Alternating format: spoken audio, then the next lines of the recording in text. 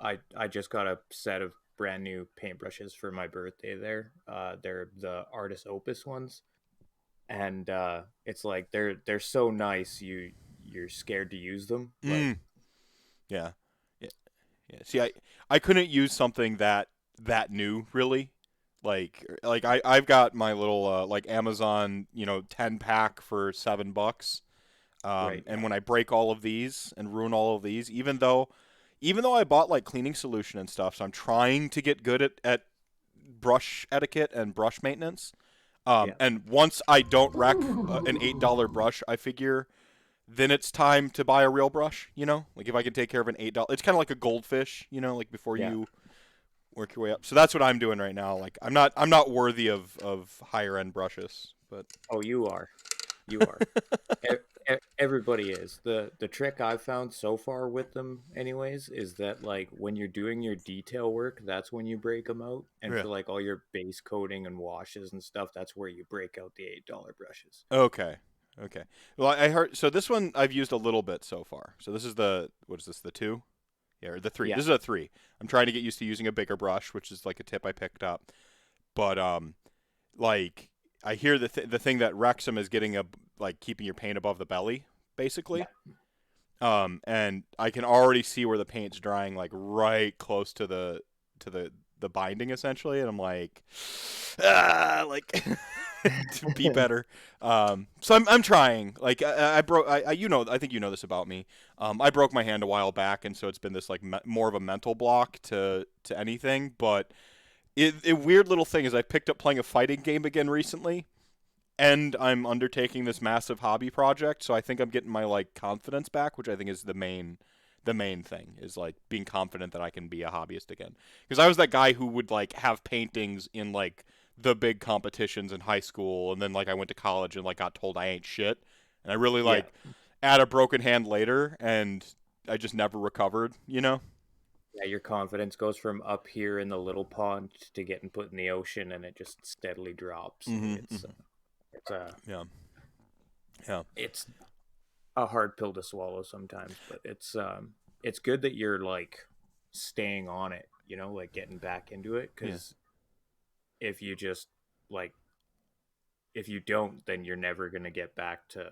Well, I mean, there's something to the like the art guy or like the art kid, right? When you know that you're like the talented artist, but like you don't really have to try that hard, but not realizing that it's a skill yet. Yeah, That like you're in that like weird like no man's land of like I'm a really good sketch artist, I'm a really good painter, I'm like really good at all this stuff. And then you look at like the people who are like I didn't have an artistic bone in my bodies, and they're out there like crushing golden demons. You're like, you know, but yeah, I mean that doesn't fill me with an animosity so much as it does like hope these days.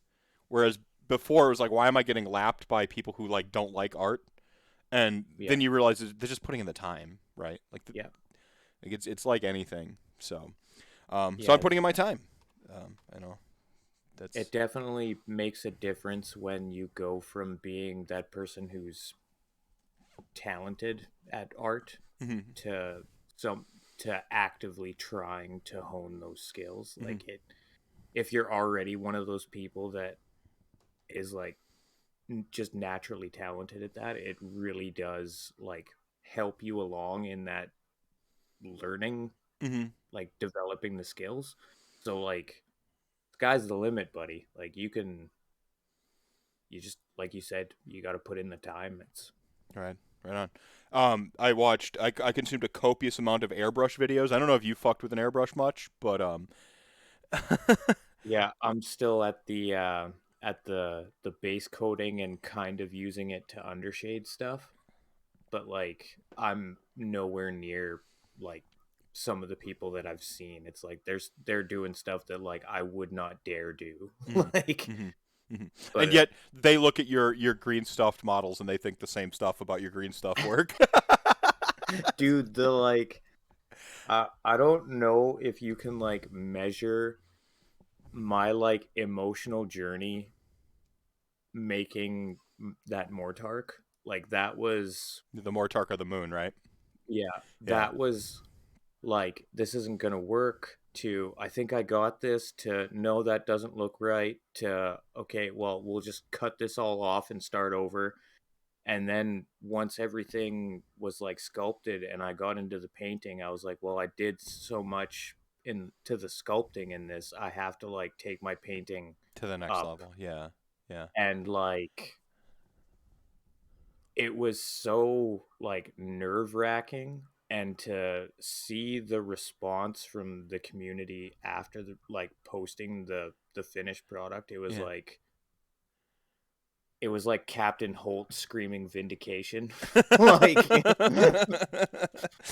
Oh man. So I see kickers here. I see Snitbags popping off with a tier 1 sub for 13 years of subscribing, of supporting the stream. So thank you so much for that. I am of course the magical Mr. Mephisto, the most dangerous man in Age of Sigmar, the loquacious Lich King. Um, your favorite content creator's favorite content creator.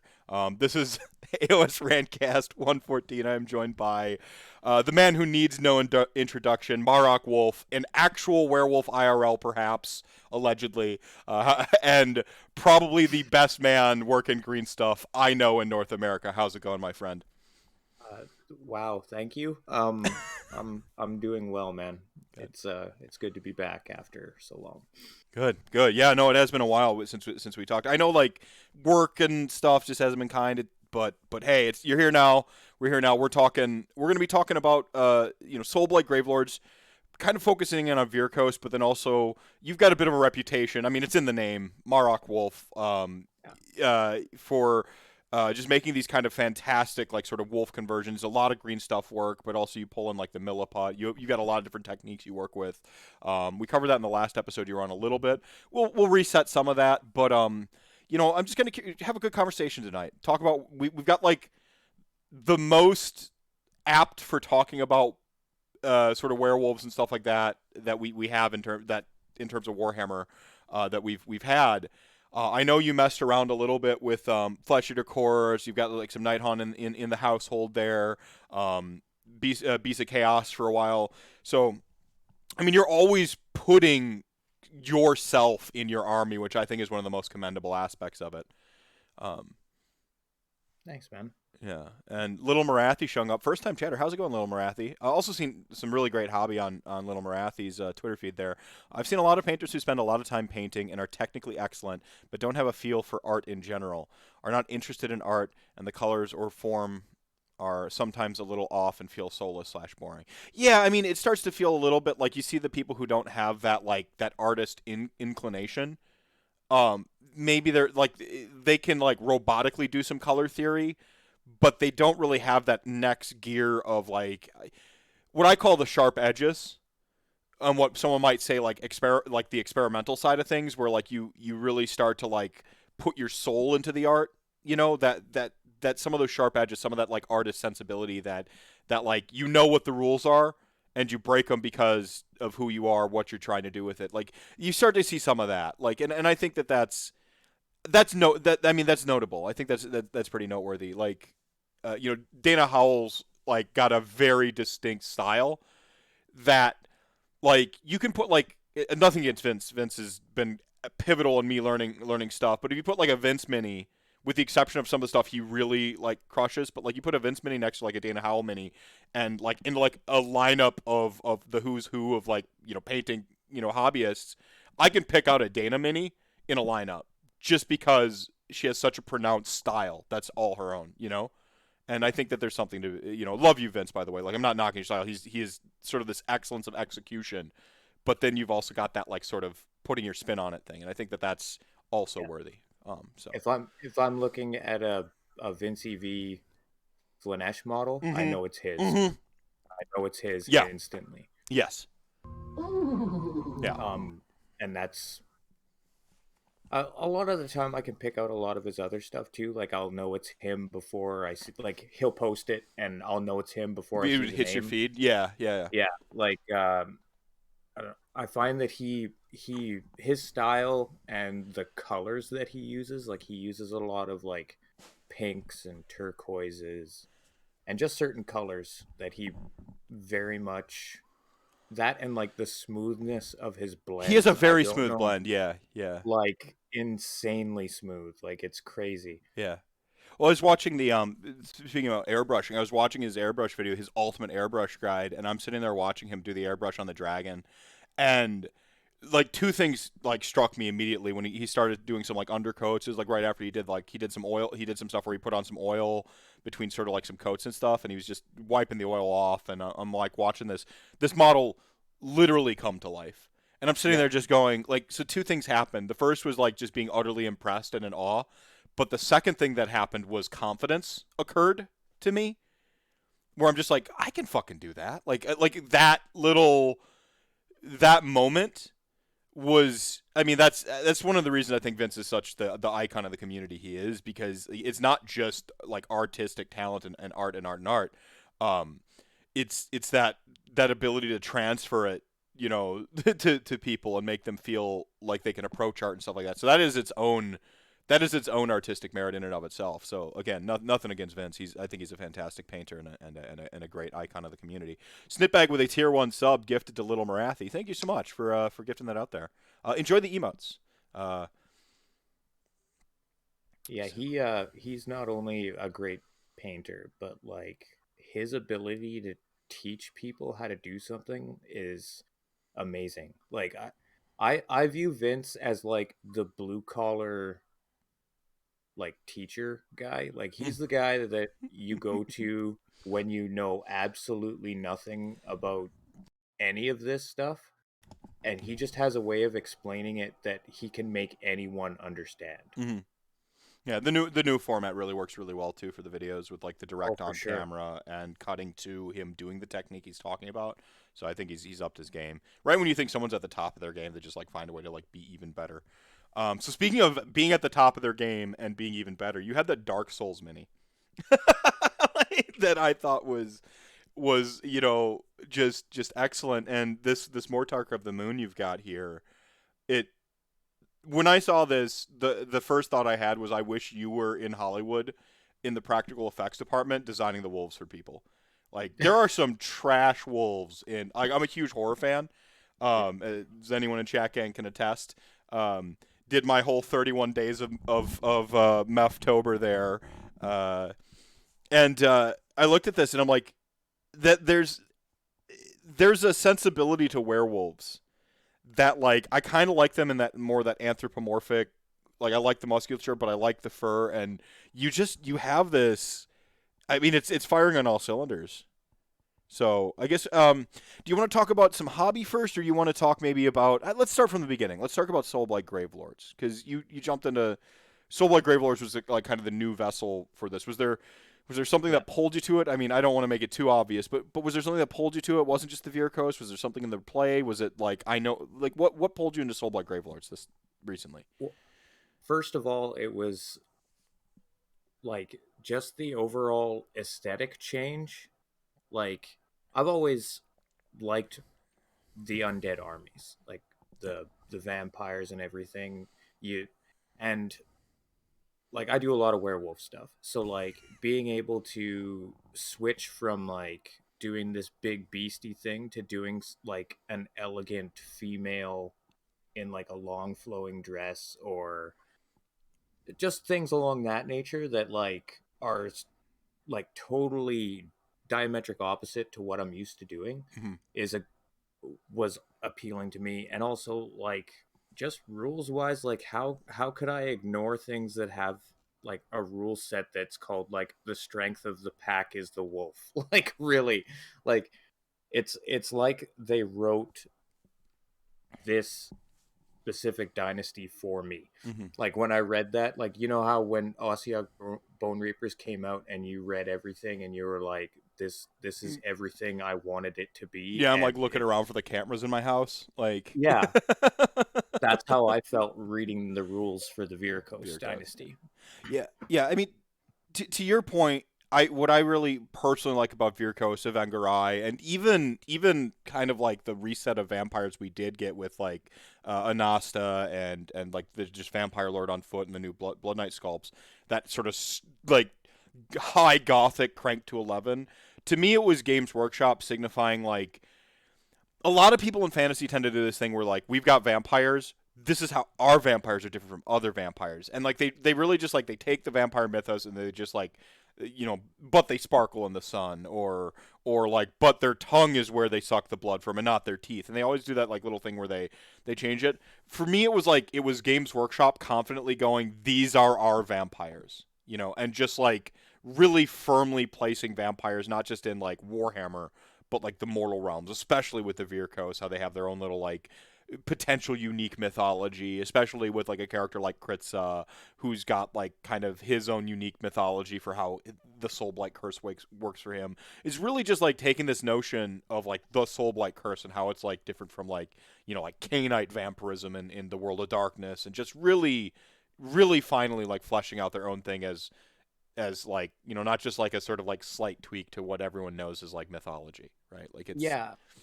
so like I love that their take on it was kind of like, yeah, each like these are the different dynasties, these are how these sort of different curses work, but not only is that different from each other, but it could also be different within the dynasty depending on like the environment that they're in when they get the curse to begin with, like mhm. with Kritza, yeah, with the pile of rats, and it sort of like became part of his soul blight curse and stuff. Yeah, yeah. It makes it just makes it kind of cooler. It ties it to like the Nagashian Neferata sort of origin story, like lightly too, and that like this sort it is a curse of sorts, and like that sort of cruel Hades-esque punishment god style thing that Nagash has going on, especially with like Nighthaunt, yeah. percolates down through the bloodlines too, and I think that's cool. And the little rumors that Virkos might not even get their curse from Nagash, but somewhere else is pretty cool. So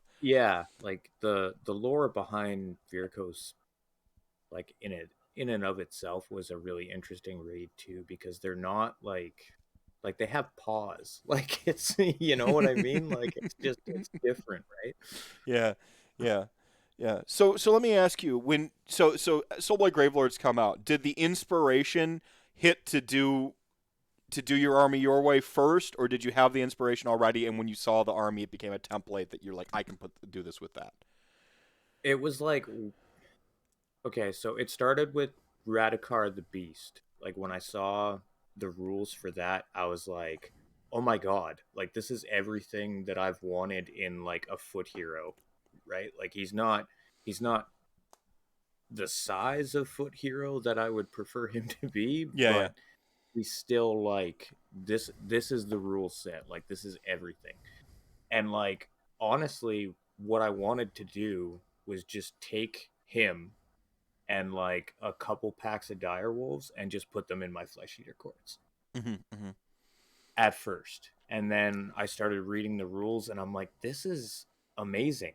Like all of this stuff and how it works together, and the whole like the lore behind Belladama and how she works and how she's turning people into dire wolves and Oh, she's everything, got like like she has like literally a like the matriarchy supreme, like the matriarch right. supreme, like her lover she turned into a wolf, like just like girl Yeah, man. boss, but bam, like the thorn goes off. Yeah, It's, yeah, like yeah, for real. yeah.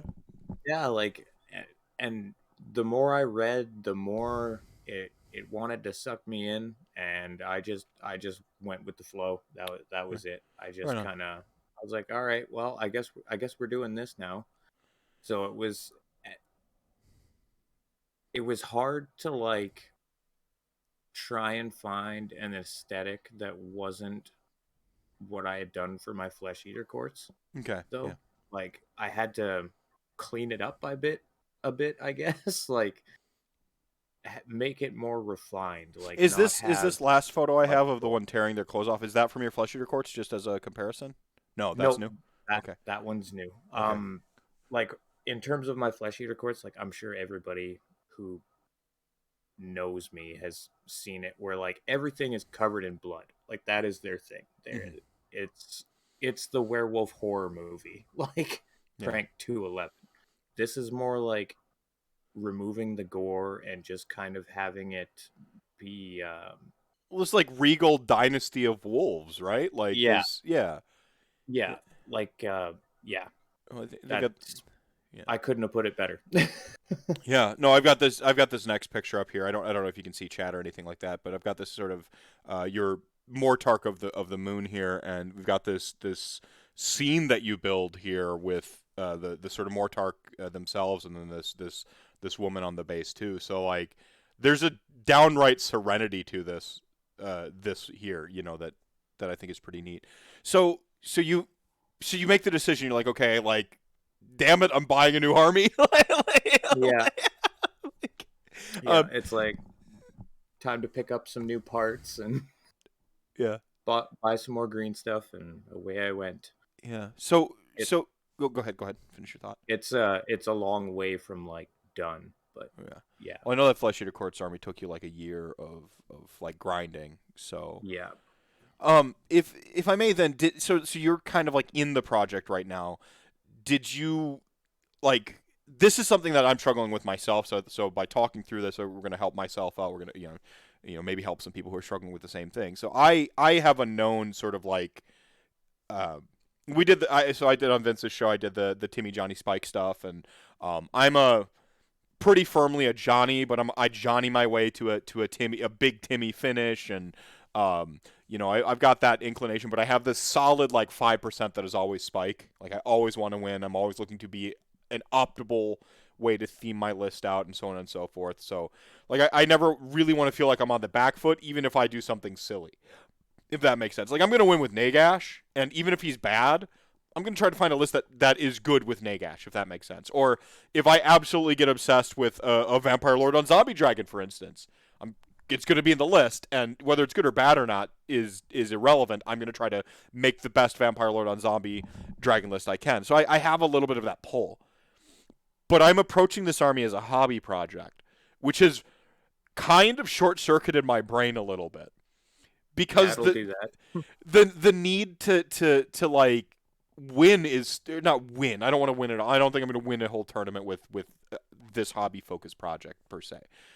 Because like I want to show off for people who've been following the stream for a little bit, essentially I'm going for this Castlevania high contrast, limited palette style army that my colors are black, red, and white, and the permutations of black, red, and white. That's like what I'm allowed.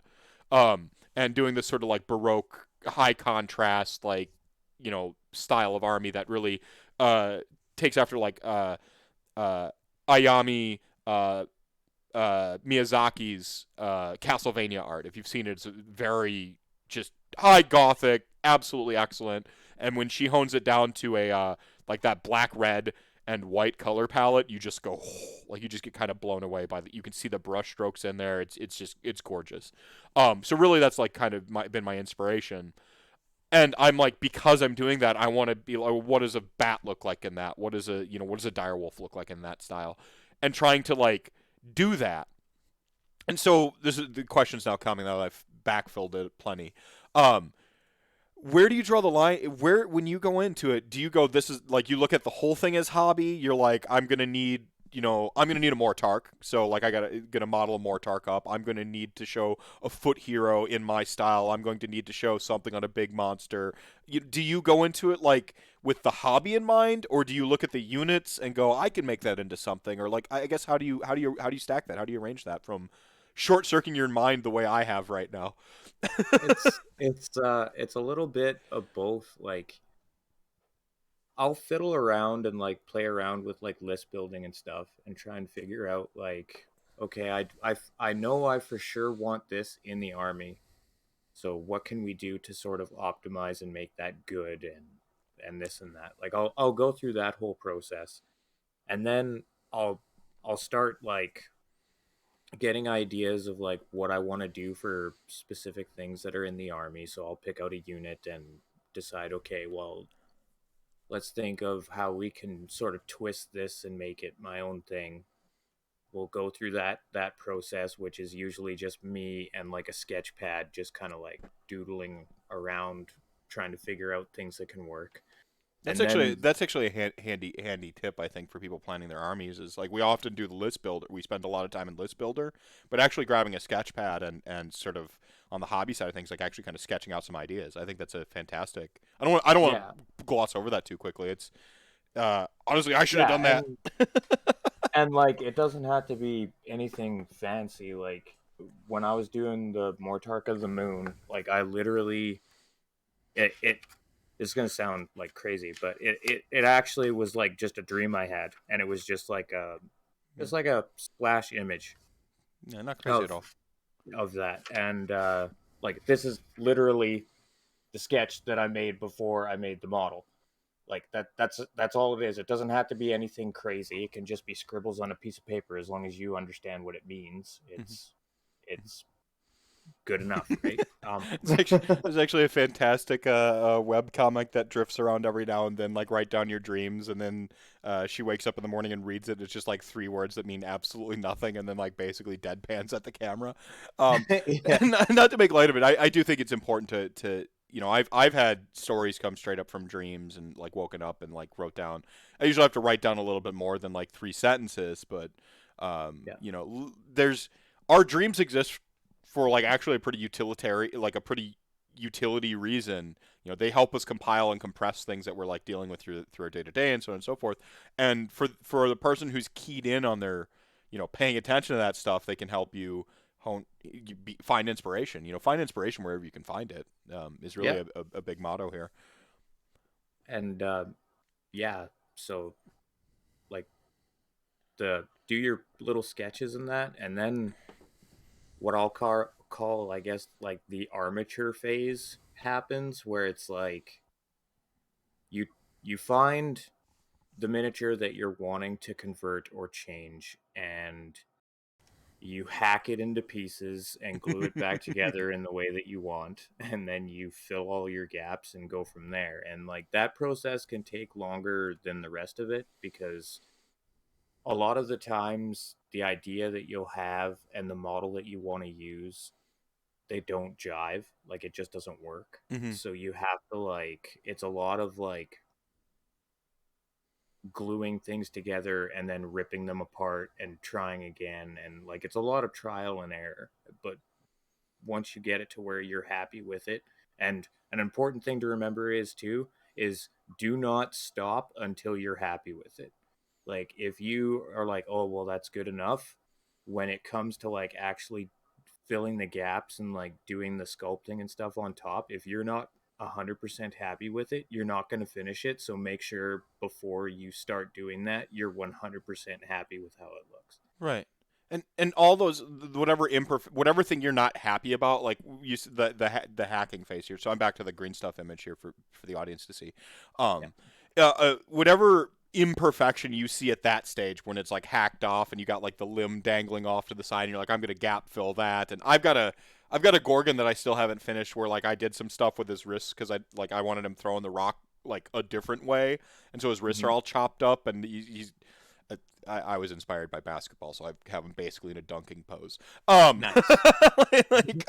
But like his wrists are still off, but kind of that was a little bit of your advice there, me unintentionally taking it because like I had it where I had him just holding the rock above his head and like I'd shifted him a little bit, and I'm like, well, I'm gonna go with like I'm trying to repose him. I'm gonna go all the way. So like right now he has like full on triangles chunked out of his limbs, and I'm like, one day I'll fill this in, but. Yeah. But if I had kept him at the like, I have no incentive to go back and make that model if I leave him in that sort of like phase I'm not happy with. And by the time you get all the way down to laying paint on it, if I had stuck with the not happy, like I didn't go all the way with the dunk motion, I would be Mm-hmm. sitting there at painting it and being like, he's not even dunking it right, like it just percolate. Any hobbyist here, anyone in chat gang can attest, anyone in the world, you see your imperfections more than anyone else in art. Except for a very special type of shitlord on the internet who's like a professional, like professional nitpicker. But in the grand scheme of things, you see your imperfections more than anybody else. You know exactly where that brushstroke that you tried to cover up is, and even though you did a great job to everyone else's eye of fixing it, you can see the little smudge, the little evidence. You will always be able to do that with your art, and that goes for the things you're trying to be ambitious and fill an idea of too. So it's not just Yeah. like it's not just the imperfections; it's the double-edged sword of like I know where I was trying to do something here, and I know where I came short, right? Like Right. so. So I think that's useful advice. And Ulf Paints and SJ Arcade showing up. OMG, it's that Wolf. An honor to hear from you. That your models precede you. That's how excellent they are. Yeah. Um, yeah. So I think that's really good, useful advice. So for instance, this shot where it's kind of clipped up, we have this ankle. Like I can see this ankle kind of hinged a little bit. I can see the green stuff starting to come together on the body. Um, and if I advance it one, I can see you've got like the bangle on the ankle. The ankle's actually reset and kind of flows into like where that was. And Yeah. was that one of those like you had it hacked apart? You knew how it was going to come together in the end, or what? Yeah, it's like the picture where he's just green stuff there. He's not actually attached to the base yet, and the Okay. foot is actually separate. So like what I had to do was like just change the angle on the bottom of the foot a little bit so it would fit on the step properly, and Mm. then that changed the angle at the top. And then the whole thing got skinned over with like a super thin layer of green stuff so that I could put fur texture on there. And yeah, it was so like that helped ease that up too. So What's the core model you were working with on this one? I that's see Bellacore for certain. yes, it's Bellacore. That's it. It's Bellacore and green stuff. Yeah. Bellacore and green stuff. That's it. Yeah. Is that The Bellacore's feet foot or is that yours? Like that's a.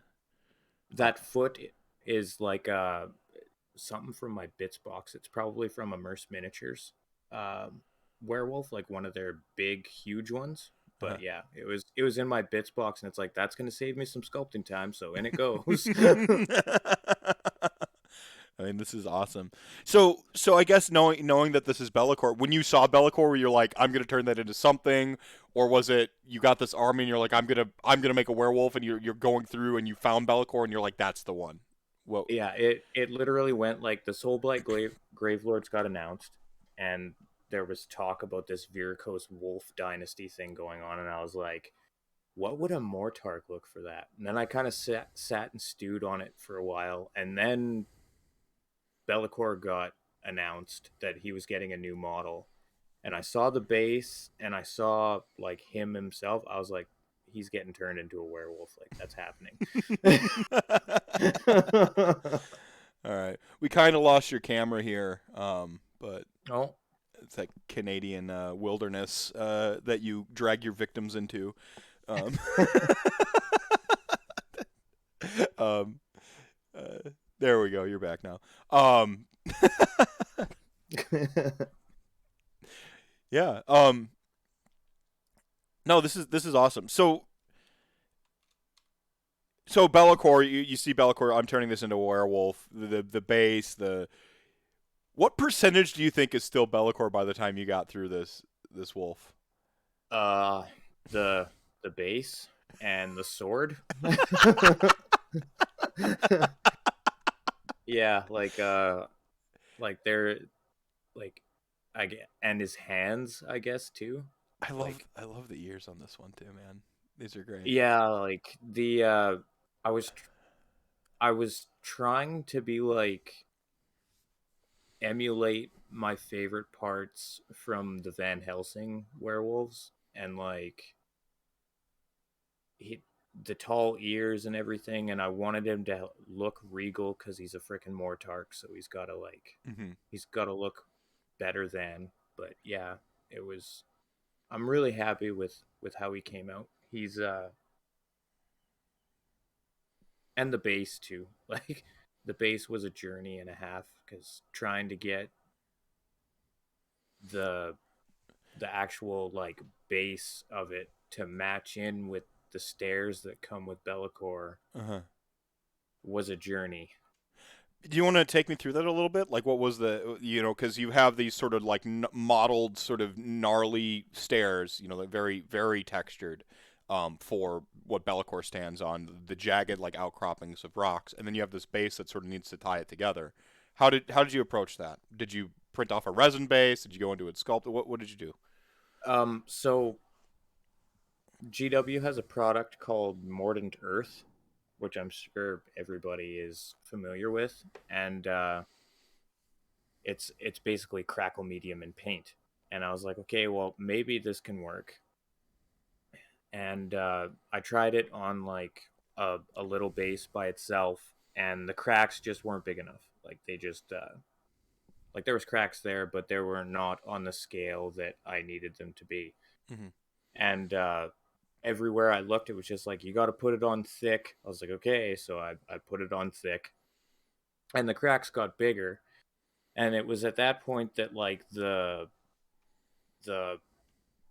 like artist understanding how mediums and surface tension works like picked up and was like, you know what, if I put something on the base underneath first before I put this stuff on to decrease the surface tension of the base, because a GW base has that texture on it, so that's probably stopping it from spreading as far as I want to, maybe this will work.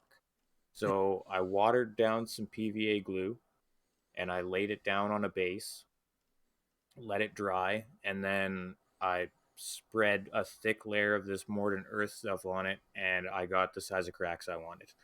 So I was like, all right, right on. So a whole tub of Mortar Earth went down onto the base after the PVA glue, and then it was all oil washes after that to get like the turquoise and stuff in there.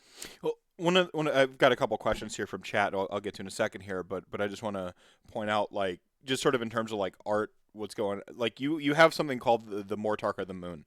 Now the moon isn't physically present on the base, but with that turquoise and the sort of glow you got going on, I feel the presence of the moon in the model, if that makes sense. And I think that's one of the greatest successes of what you did here, by the way. So like, That's exactly what I was going for. Thank you. yeah, The like it was important to me that like the when you look at or think about the moon, to me anyways, it's always had this sort of ethereal nature, and like the color of silver, the like the whole idea behind the color scheme for this was to use a lot of like grays and blacks to sort of emphasize like how clouds sort of move across the moon, and they go from this like sort of bright gray to like a black as it passes by type deal. yeah, So yeah, like that's what I was thinking about. And then when I was thinking about the ethereal nature of what the moon is to me, yeah. I was like, well, ethereal, like, well, what's the most ethereal color I can think of? Well, it's this like nilic oxide, like kind of green, but still bright. Like when this guy's feet touches the ground, if the ground's gonna crack, what color's underneath? You know, like Yeah. that kind of thought process. Yeah, yeah, that's cool. Yeah, I like how like you're talking about, and like one thing that's just being hammered in my head now as you're talking is like where you're drawing inspirations from, and then thinking about that, processing it, and then trying to put it on the model, and with obviously your sculpting, and then with the paint too, and sort of tying the room together. So Ulf Paint, yo Shorty Paints, how's it going, my friend? Welcome to the stream. Ulf Paints says, question for Marrok Wolf. Were you a fan of the game Confrontation? This guy is giving me strong Wolfen vibes from that game, which is a high compliment. um, I was the guy that like admired from afar. Like when confrontation was a thing, I was young and like there was no way I was ever going to be able to afford those kind of miniatures, and like getting miniatures shipped from somewhere else in the world, like we have a very small like game store here, and like that is not on the list of things that like were included in the game store. It's like he had like romance novels and stuff in the back with some board games, and like there was Warhammer stuff there. That's it. Yeah. Yeah. and and like a smattering of like D&D stuff, but that was it. Yeah. And so like you go online to see like pictures of painted miniatures so that you could kind of like discern, okay, this is how these models should look when I'm done painting them. And you'd see these beautiful confrontation miniatures and like these beautiful wolfen figures, and it was just like that thing that's always out of reach, and then they don't make them anymore. So Yeah. Interesting. yeah. Um, Just your sort of recounting your hobby store experience there, it brought a question to my mind. Do you think having limited access to like a wide range of minis kind of force you to get innovative with your art with your minis, or were you gonna do that anyway? Like, I think that was definitely probably part of it. Like I'm sure subconsciously that was something that was definitely going on. It's like, well, I kind of want this, but they don't have that, so I'm gonna make do with what I got, type deal. yeah, yeah, yeah. Yeah, for sure. This is what so Ulf Paint sort of followed up there. This is what a modern version of that model line would look like. IMO. Getting high Thanks, praise. man. Yeah, no, Yeah. that's excellent. Um, so this one here, like you've actually included another figure on the base with this, which isn't always necessarily your style, especially like sort of humanoid Yeah. female here. Where did was it early on in your sculpting? You're like, I got to have like someone on this base with it. Like, when did you decide to do that, and what was the idea behind that? Okay. So the initial idea for the Mortark of the Moon was to be like this sort of Fenrir-esque thing that had like a female vampire on the base with him holding a set of keys that she was meant to like unlock and unleash him upon the world type deal. And like, That's kind of yeah. metal. So um, like that idea, like as I progressed through the model, like the miniature that I had originally made for it, it just it wasn't doing it for me. And this goes back to the like un- work on it till you love it type deal. And I was looking for like something else that would work, and I came across this Lady of the Lake miniature by uh, oh, I can't remember the name of the company. Absolutely stunning miniature, and I was like, that is perfect. That exactly what I'm looking for. Where it's like she's facing the Mortark, but she's kind of looking over her shoulder, like you're fucked. You know what I mean? Yeah, there's And sort of like a threatening, like, oh, you didn't know. yeah, Yeah, yeah, and then and so yeah, so I picked that up and I painted her up and put her on the base, and yeah, so the that kind of it just completed the whole scene. Like I was trying when I started this model, it was initially meant to be in an army to count as something. And it went from being that to just I wanted to make a piece of art that was a scene frozen in time. Like this is what it is. yeah, yeah. So it went from being a game piece to a piece that I don't know if I'll ever use, but I'm really happy I made it. That's amazing. Are you on Instas too, Assis Roybos? I just shared your Twitter with folks. Are you on Instagram as well? Yep, under the same name. So just Marrok Wolf on Instagram. There you go. Yeah. Yeah. So Marrok Wolf is one of the people who, if you love the hobby itself, and you just want to see like some great figs, he should be in you should be following him. Like I just went to your Twitter to copy your Twitter handle, to share it, and I glance down and I see this beastie work in progress, the one with the cloak and the looks like a dagger here, or Oh, some sort of weapon yeah. about to happen. Maybe it looks like you're actually. Oh, that's the wire framework you're actually building onto, huh? Yeah. Yeah. Yeah, that's I think it's is it the one with the wolf head with like It's got the a metal helmet Yeah. It's on got some top? helmet around it. Yeah. I see a Ossiarch Bone Reaper soul gem at the center. Looks like Yeah, this might actually be Catacros's cape. it is, yeah. So It's that is the Cursed King, and that's a project that's like on the back burner right now cuz I'm working on some other stuff, but uh he is going to be essentially on a base with a some sort of wolf dragon thing that's going to be like a Terrorgeist. So that'll be my ghoul king on Terrorgeist. He had to look sufficiently regal, so he's got like this helmet and a large flowing cape and that's awesome. That's like you've got a wire framework and you've built up. uh, essentially the green stuff on top of the framework to get the musculature here, which is green stuff isn't the most intuitive stuff to work with. For As long as anyone. you Go ahead. as long as you remember that if you're going to use it, the process is slow and you're going to have to like it's not like sculpting with clay. Like clay you can like add stuff on and then a lot of the time you're just taking that away. Green stuff is the opposite. It's like all additive. So like you have to start small and work your way up. It's all in like layering over top. Yeah. Yeah. Roybos, excellent question. How the hell do you have less than 100 Insta followers with this kind of work? Yeah, indeed.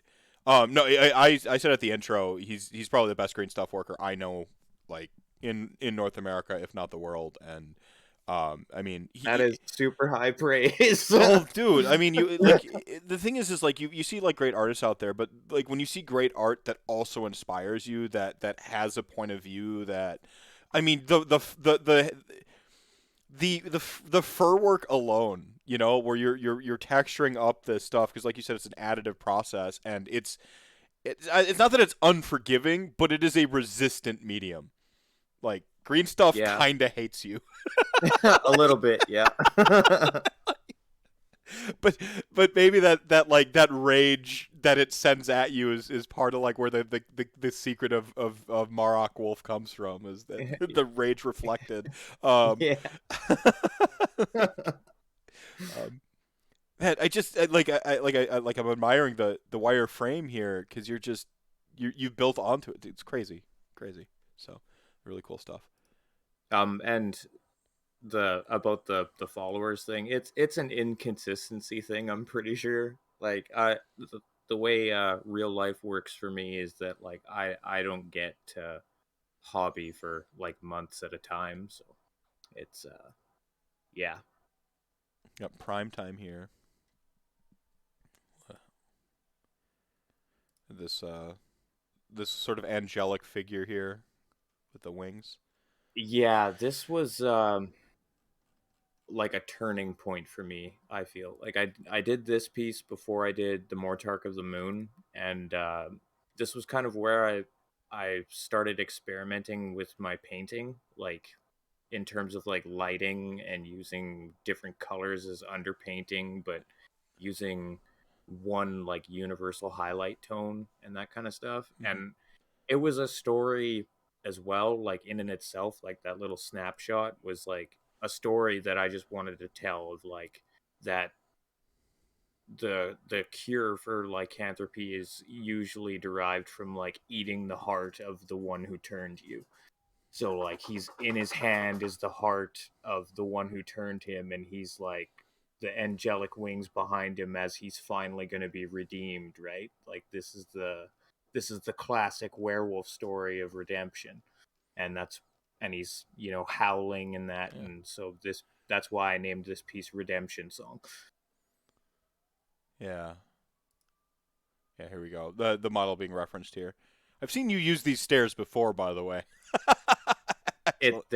They're a great pair of stairs. Like Yeah. it's just Yeah. Great stairs. those ones are from Yndrasta, I believe. Yeah. I've also used the ones that are on Archaon's base like multiple times. So this is where we do have the blood back in it. So this must be your flesh eater quartz. Yeah. Again. Yeah. Yeah. What are the wings from? The wings are from Yndrasta. Right on. Yeah, we got the nice little the flowing robes here too. Really like that they're kind of falling down. Yeah, this is Yeah. cool. This is gnarly. You, it's an anachronistic vampirus. How's it going, my friend?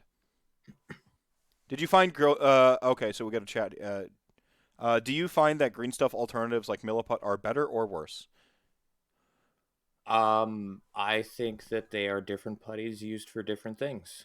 Milliput is great for gap filling, bulking up your armatures, that kind of thing. Green stuff is great for detail work. That's why I use it for things like fur and stuff like that. It's great at holding detail because of a lot of putties I find when you actually go to like sculpt details into them. Sometimes it'll shrink, and it'll that causes your it'll change the look of the details from the time that you actually sculpt it to the time where it's actually dry and ready to be painted and things like that. Green stuff doesn't do that. Green stuff just holds its shape. It's a pain in the ass to work with sometimes, but it It's does what worth it it. said on the tin. Yeah. Yeah, it's worth it. I mean, I remember the first time I had you on, you kind of like went through like when you would use Milliput versus green stuff. I think you had a third product you used too sometimes. I can't remember the Yep. name. Yeah, you wanna reset that actually, just real quick, kind of like green stuff versus Milliput versus the third option. I can't recall. Just real quick. Yeah. So like I said, green stuff I'll use for detail work. It's kind of like, think of it as like the last layer of skin that you put on a piece before it's finished. Um, Milliput is typically I'll use it to bulk up my armatures, and I'll use it to like do gap filling and stuff because it's very water soluble. So like if you take like your sculpting tool or a paintbrush or whatever and dip it in water before you put it on, it'll like melt it. So it'll like, it's very easy to fill gaps and sort of blend in all the edges and stuff. Hmm. The third one is Procreate. It's great for sculpting like anything that's got a hard edge. So like armor, weapons. It's also great for bulking out armatures as well because it it cures so rock hard, like it's ridiculous. Like when green stuff cures, it has like a little bit of like a bounce to it, I guess is It's a the little best soft. way I It's still can got a little describe bit it. of a Yeah. softness. Yeah, yeah. Procreate is like pewter. It's incredible. Like it's it's almost jarring because like you go to touch it and you know it's putty, but it's like this is way harder than it should be, Right. especially when you're like used to working with green stuff.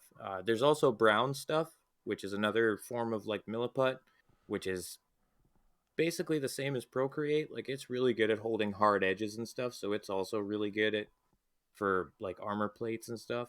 Hmm. And like I've learned over the years now too that like all of these putties you can actually like mix together to like give you different properties. Like Procreate is like super uh dense and hard to mix, like actually physically hard to mix. But if you mix a little bit of green stuff in with it, it softens and it still holds that super hard edge.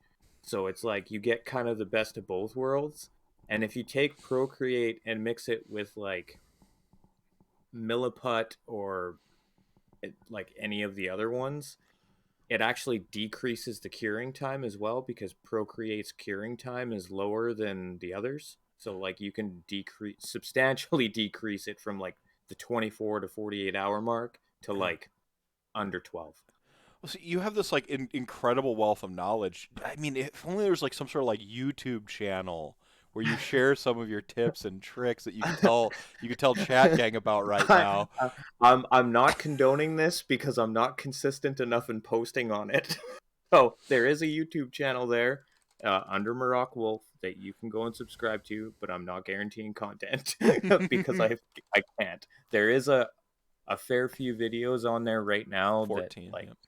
can help you sort of move along your sculpting journey or whatever it is you're looking to do. And if you need help with stuff, you can email me. Like it's not difficult. I'm I Yeah. might not get to you right away, but I will answer your questions. Yeah.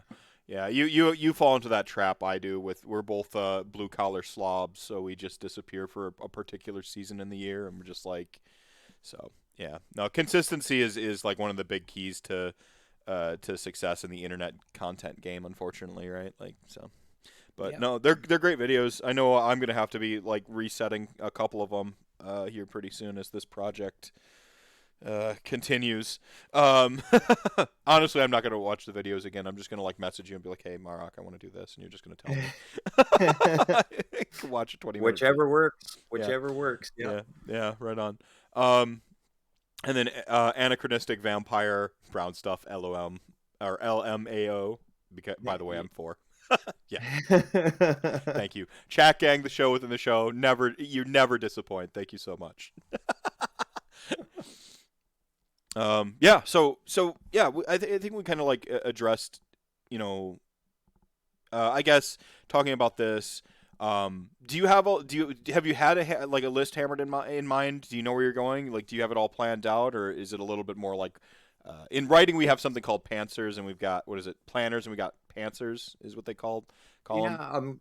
Go ahead. right now I'm kind of just like building things. I had a list like kind of nailed down where it was like basically all dire wolves and Radicard the Beast with some like of the what are they called, Bloodborne or Yeah, whatever. yeah, they're pretty gnarly. Yeah, with some of them in there as well. Yeah, they're pretty. Yeah, man. Oh, those models are so dynamic. Like Yeah, they're they're really so cool. good. Whatever happened to Curse City, I will forever feel pain in my soul because I know that we were getting more. You know, I just know it, Yep, and yep. so And like the dynamism that these models have, it angers me even more that they didn't go full hog on the werewolf game. It's like you guys dipped your toe. You should have just leaned full in, like deep dived.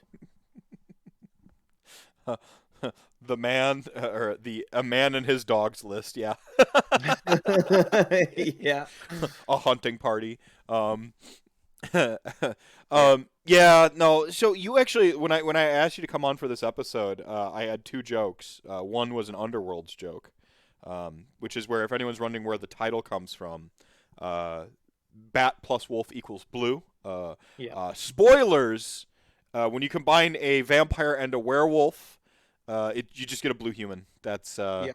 That's what happens. This You get is you get Nightcrawler without a tail. yep. Yeah. End of Underworlds. But no, you actually said that you had sort of a like kind of like a hot take you wanted to go in here with the wolves and stuff like that. If you have the stage, my friend, the digital soapbox is yours.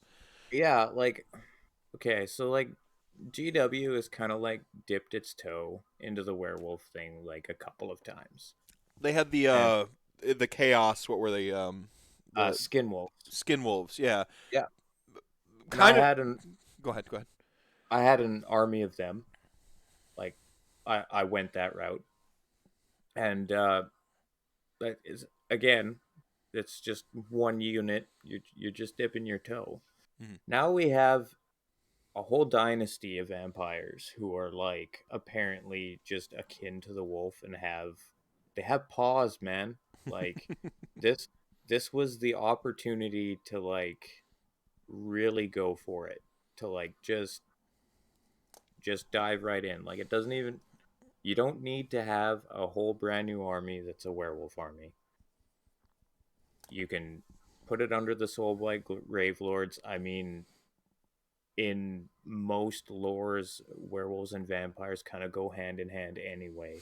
Yeah, So, the pop culture, like there's something, there's this sort of like continuum of mythology to pop culture that exists throughout just human history, and mhm. werewolves and vampires have sort of like they've just linked up and become pop culture together, regardless. And there have been some shared mythologies too with lycanthropy and vampirism and stuff like that, and but I don't want to split hairs on like ancient mythology and anger a bunch of like smarter nerds than me. Um, but now in the pop culture sphere, like they're kind of inextricably linked. And Games Workshop, they like I don't want to say they dipped a toe in, they like planted a foot in it, like just one whole actual foot this time with Virgos, right? Yeah, Like like where they really did. Well, I'll let you continue. So yeah, they, like you said, they put their foot in, but like what they should have done is just dived right in head first. Like, and if they needed proof, they're like, well, I we don't think that that's what people want. If you look at the response to the Mortar of the Moon, like there is no question about it. People want this. Like it is a thing that the yeah, community wants to see, and like they could, it could have been so good. Like they could have, like the things that GW's coming out with now, like oh no. it would have been amazing. What's happening? Ulf Paint says GW will give us disappointment wolves, tiny chaos dwarf wolfmen. and then be puzzled why everyone hates them. No, no, uh, Please no. no, no. I need more Baba Yaga Grandma Wolf. Me too, Lord Whale. Me too. Like Belladama as like a feature character in the lore. Like the way like Lady Olander shows up, and just every time she shows up in a story, she slaps shit. It's amazing every single time. Mhm. Like she dusted the last Celestant Prime. Like just dusted him. Um, I want to see that with like Belladama showing up in the lore and taking a prominent. Like Radicard is cool, and I like what they were kind of where they were going with Curse City that we'll never know. Where we had this like evolving plot, and then he shows up in the mortal realms and it was adding flavor to Shyish, which was important because we know about Asya kind of in a past tense, and we know about Asya via the arc Terminus in the 8 points. Sorry, the 7 points because we have one of them now. Suck it, Archeon. Um, but we don't really know what like Shyistian culture is really like, or what like a city in Shyish might be like. I've got stories of like ancestors living with their like with their like their current line of kin and stuff, and I think that's super cool. And like I want more of that. And obviously, like I'm a death nerd, so like that's gonna obviously I want more of that. But we started to get that a little bit with the Virkos, especially via like Radicard and the Cursed City and so on and so forth.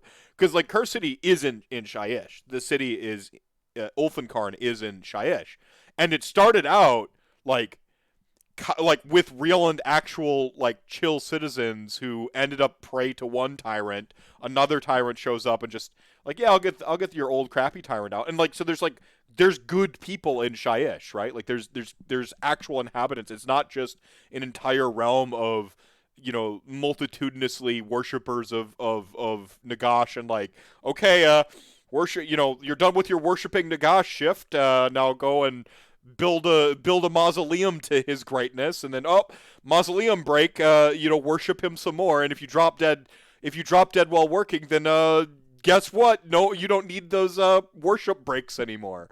Like, Yeah. it's not just that as far as the eye can see anymore. Like they're starting to populate it. And so I thought that was really cool, and like having more Belladama, which doesn't just speak to like the city, but like the sort of nature of the Virkos, I think is really cool.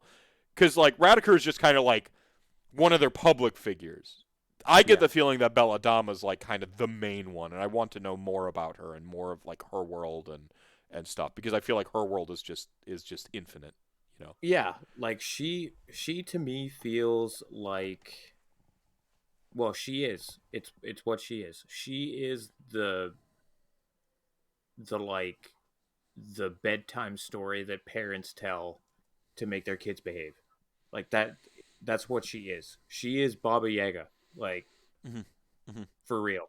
And like there's so much about her that we still want to know that. We'll never explain it all, but do show me more of her doing Right. stuff, right? Like, Yeah.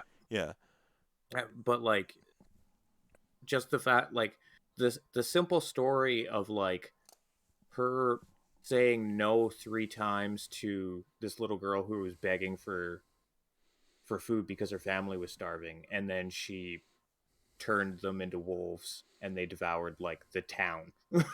So they weren't starving anymore. Like little stories like that. Like I yeah, want more of that. yeah, yeah. That's gnarly. What? So I guess what we want more of with Belladama is it. Can Games Workshop redeem themselves and go full wolf with Soulblight Gravelords yet? Is there, can they do a future release? Like, oh crap, like here's some model range, like pure wish list. Like, can they, like, what does it take to get Marrok Wolf, apart from Games Workshop hiring you on their sculpt team for all their wolves and stuff? What would it take to be that head first in? Like, is it a unit of just a hero that's a full on werewolf, a couple like units here? What would it take, I guess? I think it would take a hero. Like obviously they're gonna need a leader who isn't Belladama because she like, well, she's not full werewolf. She, She's a vampire halfer.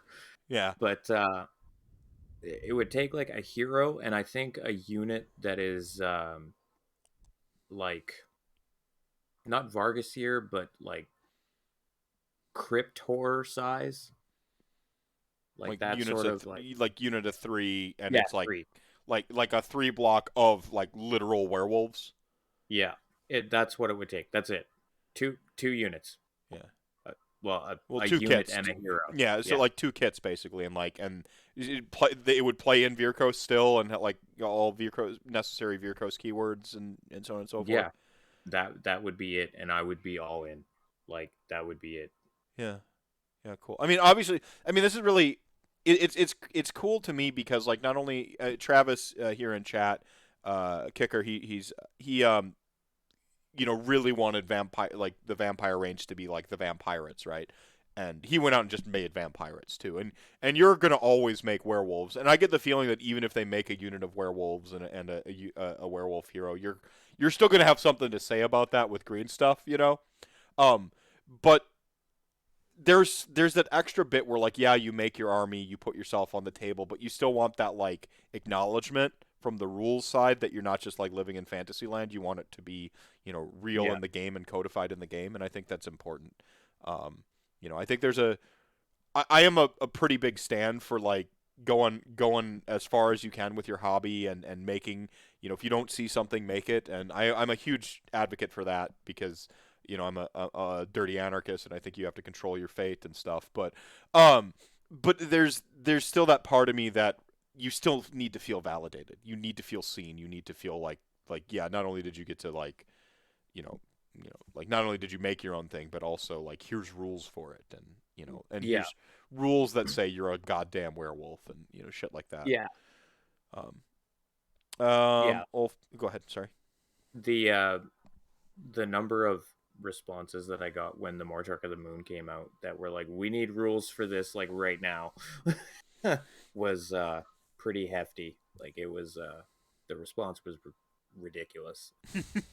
That's like White Dwarf article. You get the Chuck Moore treatment where like his Teyrathi is in the lore right now, and they see your Mortarker of the Moon, and they just kind of like copy your homework, like and like Mortarker. Yeah, We've got our next Mortark, and like Mortarker of the Moon comes out and it's got rules and stuff, or they release a White Dwarf and they're like, yeah, yeah, big werewolf, like it's yeah. got rules or something like I would totally be fine with that. from Warrock Mulf. like, Yeah,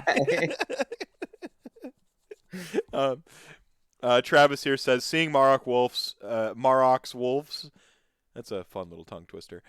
Work gave me motivation to try my vampirates. So thanks, man. That's awesome. yeah, and I know that you've been in concert with Sean B or Sean Zor on Twitter down in Australia, who also does some pretty heavy conversion. Not so much on the green stuff side of things, but he does do a lot of like heavy conversions and sort of resculpts and stuff with he had the genius idea of taking Nagash's books and putting them in a halo behind him, and I'm just like, God damn it, that's like it's so Yep. perfect. I'm like, why didn't I think of Hmm. that? And I'm like, duh, it was so great, but yeah. Yeah, his painting and like his modeling has come so far in the last year. It's insane. Like he's putting out some amazing stuff right now. He Like was go ahead. he just posted a picture of Marathi that he's working on right now, like just her face, and it looks incredible. It's like full on Death Clock vibes. It's great. Bo Mm. Musta Krakish. Yeah. Yeah. No, he's got some great stuff. Like I'm so happy we stole him. Oh, we lost Marrok. I'm gonna have to that Canadian wilderness interwebs. Um, let's see. Anachronistic Vampirist says, "I'll be honest. I just want vampires with a bunch of wolfies."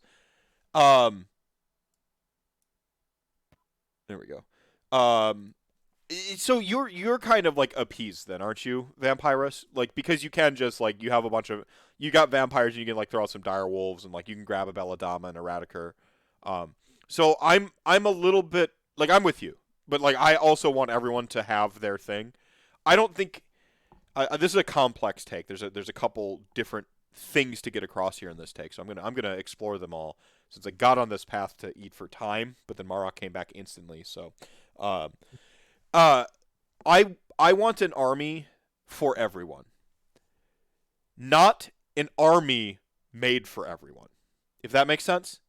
I don't want them to do like an army that like, oh, it can, it appeals to the lowest common denominator of anyone who possibly, like, where they sit there and they make every army with every person in mind, and they're just like, well, we got to have something for this person and something for that person and something for that person, and they just go down and they do that until it has no identity or no meaningful focused identity. I don't like that. It's part of the reason why I've always kind of had a secret vendetta against Cities of Sigmar, in addition to the fact that they're the gross good guys. Um, but but um but I like when they made these vampires. I don't feel like they made like the vampires, like they're like, well, there's people out there who don't play vampires. But if we make these like really normal vampires and we make these we can get them to all come play vampires. Like this idea that each army release has to appeal to everybody so they can sell the most they possibly can. I don't like that. I like it when they have a strong identity. But when I see holes in the market for armies that like don't exist, and like my friends especially, or the people I like that I talk to the most, I like hear them constantly talking about it. And I'm like, yeah, why isn't that army here for them? Like, it doesn't need to be for me. Like, but you've got this $5 billion company, and that's after operational costs. So it's like there's something like a $35 billion company all in, but $5 billion after operational costs is like insane. Wizards of the Coast doesn't do that. Apple doesn't do that. Okay, insane. All right. Like where is the Chaos Dwarf army? That feels like a shoe-in for AOS for me. Like it doesn't need to be Chaos Dwarves with some of their problematic elements ported over from Warhammer Fantasy. But you could make a Doom Train heavy artillery dwarf army that sometimes like high fives some like genies and shit, and it'll work. Like Yeah. You can do the KOS or the KO thing with evil dwarves, or evil dwarves, right? You can do something like that, or chaos dwarves, or even make them destruction. I think one new destruction faction that isn't just orcs and goblins and shit is awesome. They need to do that. I would love to see them move away from like traditional fantasy tropes as destruction and like force of nature, like really lean into like chaos, the realms in the mortal realms revolting against you style, or harnessing the realms hating that you're here style destruction. I would love to see something like that. I would Go ahead. that idea right there, like of taking like the idea of like the Chaos Dwarf thing plus destruction. So now you have this like Mad Max Doom Train traveling through the mortal realms that their entire purpose is just to destroy the cities that Sigmar has built. Yeah. Yeah. Like, yeah, they don't care. That's an army. Yeah, they don't care about the chaos gods. Like they're not in for that crap. They're just like, yo, this is primal Gurian turf, and they just drive Doom Train through through a city of Sigmar. That army kind of writes itself, doesn't it? Like I would love to see that. Like they have like shrapnel monsters that instead of like railguns, and instead of firing like like big molten shells of stuff, they're launching like endless spells and or elementals at you. Like that's what they just. The AOS is the place to do this crazy stuff. And they're actually doing it from like the back of a literal Doom Train. Yeah. Like they travel around the realms on like a train. Well, like there's so there's IDK have the Aether Sea, which is how they can always show, like, because the Aether Sea tide can just come in and it's like it's extra planar. You can do something like that with a Doom Train. It doesn't need to be on tracks. Like it can be on primal energies, ley lines. Like there's a ley line train in Rifts, one of my favorite RPGs. Like you could easily have something like that. Like it's piloted on, it's magic. I don't gotta explain shit. Like just it's on magic tracks, whatever. Like there's lightning rails in Eberron. Like they can ride the lightning too, which makes it even more heavy metal. Has a good counterpoint with Stormcast Eternals. You can even tie it into Stormcast Eternals. Particularly hate the Doom Train dwarves because like they harness their lightning powers, or they're like stealing their lightning powers and the same stuff their shit functions off of to have their Doom Trains work. Games Workshop, hire me. I have infinite ideas. Like, yeah. So, but yeah, give everyone like the flavor to choose from. Like, let them pick that stuff. And there's some gaps in AOS right now, like some glaring gaps for me. Werewolves feels like one of them. When I'm looking at like death, if I zoom in on death specifically right now, I feel like death mages aren't represented properly. Like they're just an aside to everything else going on. Like you have a necromancer in your army, and like we don't even have like the Legion of Sacrament anymore. Like that's just gone, right? Hmm. So like Archon's Legion is gone. He feels like he shouldn't even be in the Ossiarch Bone Reaper book. I understand why he is, like he gets gifted a Legion of 1,000 or whatever, the Null Myriad, blah de blah. But that feels like that's his supplement, not his main duty. You know, like he just has this, so he should like there should be the Death Magus book. Archon should be pulled out of the Ossiarch Bone Reapers book, put in the Death Magus book as one of like 3 different Mortarks that are in that one, right? And you know they make a Mortark of the Moon, and no, they make him for vampires, but like they make a Mortark of something because we have one unrevealed, and Archon goes in that book with his Death Magus and Legion of Sacrament again, and then he has a special allegiance rule where he can take 1 and 4 OBR units, and so like he's a unique snowflake because he's the only person on the planet that can ally with Ossiarch Bone Reapers. Remember, we can't ally with shit. Like, that would be an excellent design space to put Archon back in. That would give him some proper identity. That would allow Ossiarch Bone Reapers to stop having to accommodate for him when we're making our rules to be balanced. Like, Right. Nagash costs 1,000 points. I'm not worried about him throwing the swing of an army like like completely out of whack, right? Like, because he costs 1,000 points. It's just Mhm. you whatever combos you could set up in that book, but Archon can just kind of go in any list, and you have to always be aware of that. Yeah. So yeah. Oh, this is what we're doing. We're chaos magicians here. If you've read Grant Morrison and you're familiar with chaos magic, uh, that's what we're doing. We're speaking our will to the universe and making it known uh, so that it will crystallize into reality. Um, I'll be honest. Blah, blah, blah. Yeah, I'm totally good with Virkos how it is. Give me a multitude of flavors to choose from, 100%. I think the only thing I find lacking in Soulblight is Legion of Blood being so lacking. I mean, you're not wrong. I want a court of vampires leading legions of skelly men. Based.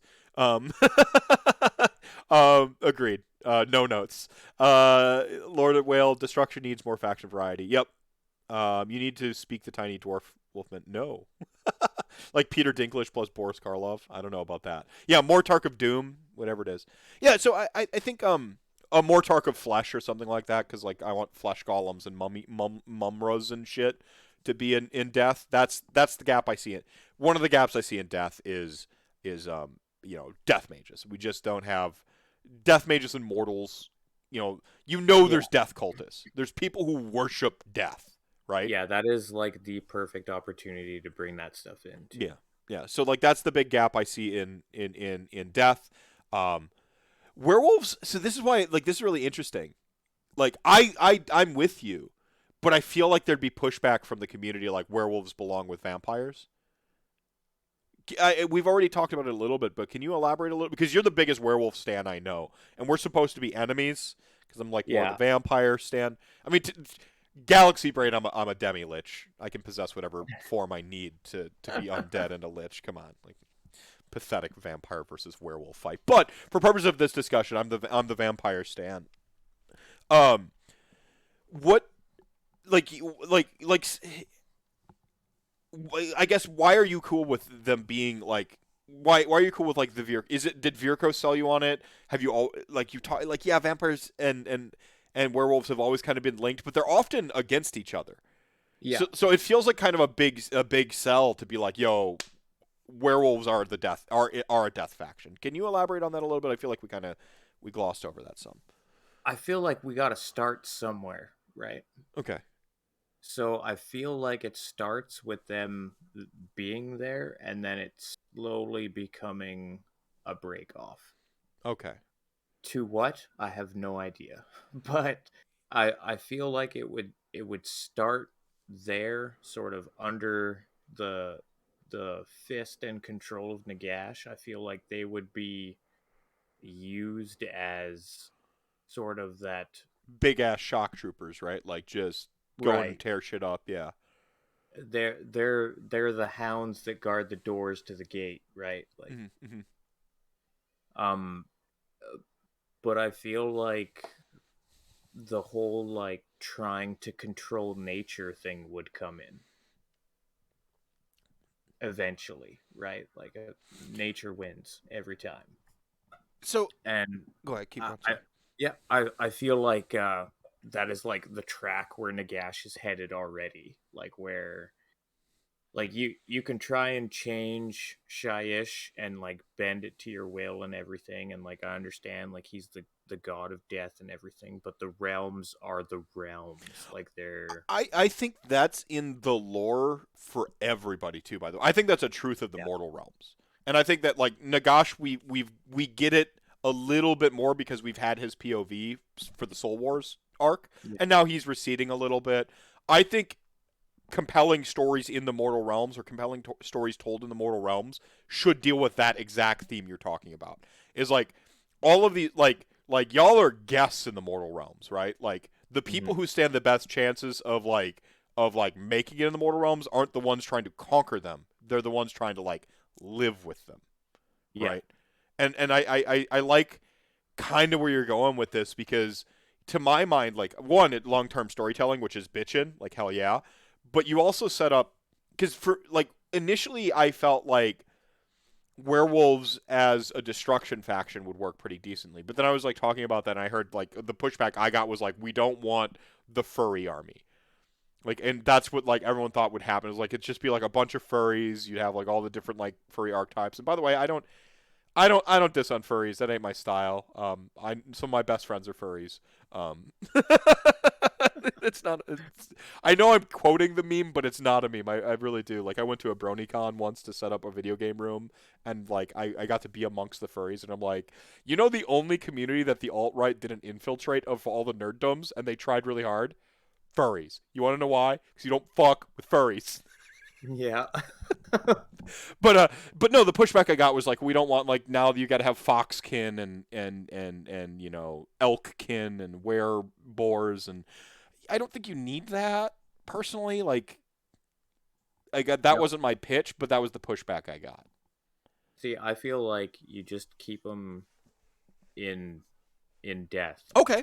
Like, so like instead of like the whole nature versus Nagash thing, like the realms versus the people trying to control them, I feel like initially they would be, like I said, the hounds that guard the gates, and then eventually over time it's just like they're they're fucking wild animals. So instead of becoming sort of this like army of werewolves under Nagash, well, now it's this army of werewolves under Shyish. That's cool.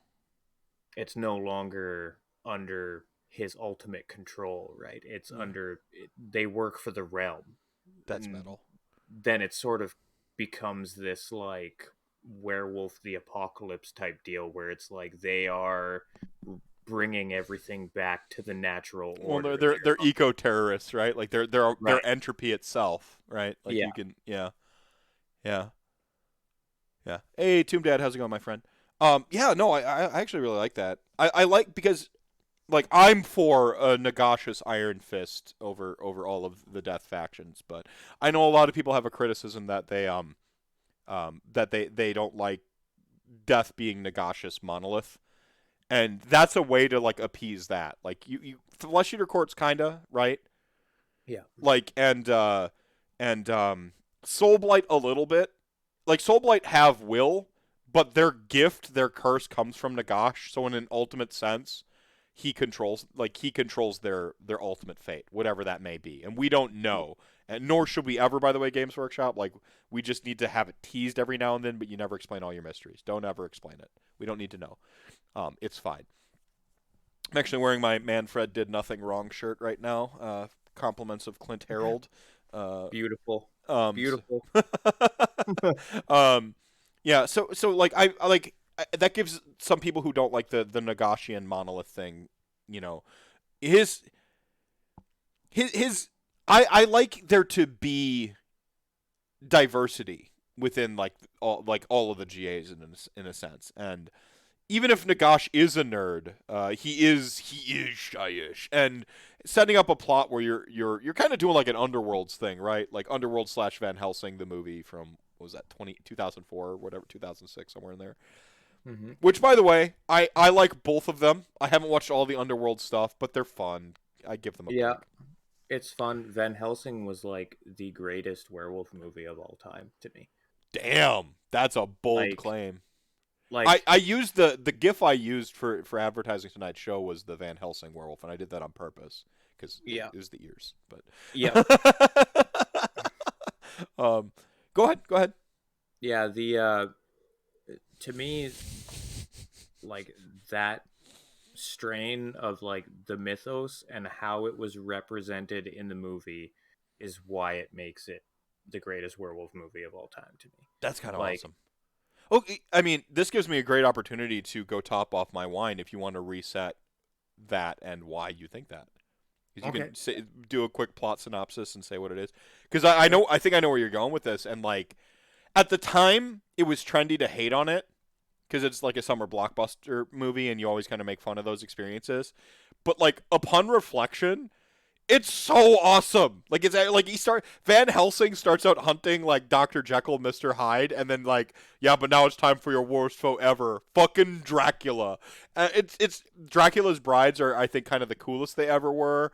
Like as long as you accept that the science is garbage and it's just there for the set pieces, then you have a lot of fun with it. And yeah. why do nerds have to nitpick bad science in clear fantasy movies all the time? I'll never understand it. It's like people arguing over falling damage in Dungeons and Dragons. There's a fucking dragon flying. Oh Why man. is this the line than the sand you're picking right now? Yeah, yeah.